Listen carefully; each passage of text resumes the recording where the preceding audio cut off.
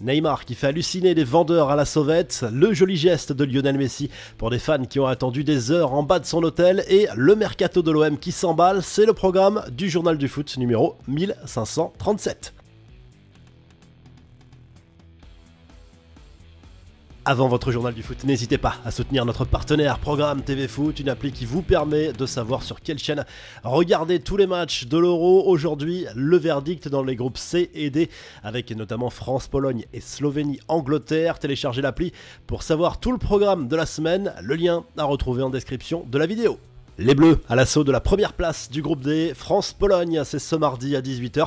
Dernier match de poule pour les joueurs de Didier Deschamps qui doivent faire mieux que les Pays-Bas qui affrontent l'Autriche à la même heure pour terminer en tête du groupe. Un coup d'œil sur les compos, on garde une grosse ossature identique, un doute entre Koundé et Pavard dans le couloir, un doute aussi pour Dembélé un cran plus haut, pas certain de débuter, ce qui pourrait faire les affaires de Kolo Muani ou Coman. Mbappé sera bien là, masqué, sauf pépin de dernière minute.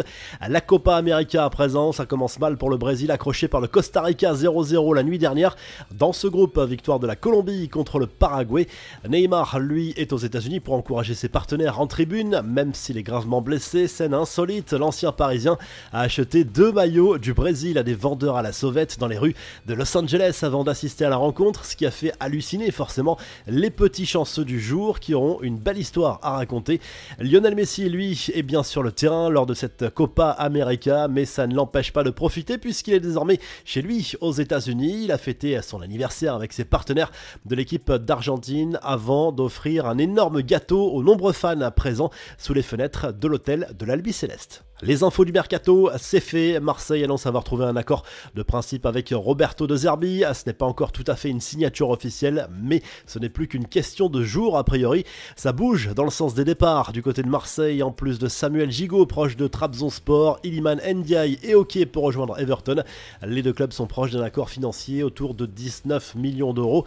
Kylian Mbappé a fait sa première victime au Real Madrid. Joselu a tranché en faveur d'un départ avec Hendrik. En plus, le Brésilien, la concurrence aurait été énorme et il dispose en plus d'une offre XXL en provenance du Moyen-Orient. Au PSG, c'est l'avenir de Luis Campos qui alimente les rumeurs. Selon RMC Sport, le Portugais n'a pas prévu de quitter son poste de conseiller football dans la capitale française. Son nom a été évoqué pour devenir président de l'AS Monaco en cas de rachat du club du Rocher par des investisseurs saoudiens.